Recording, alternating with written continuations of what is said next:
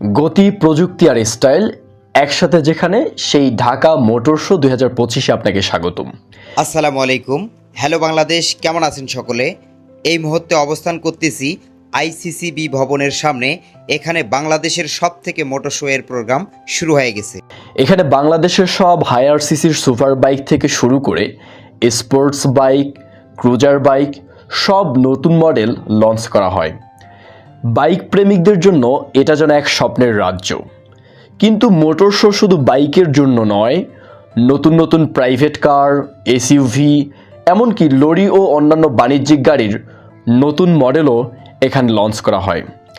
যারা গাড়ি পছন্দ করেন তাদের জন্য এটা এক বিশাল সুযোগ।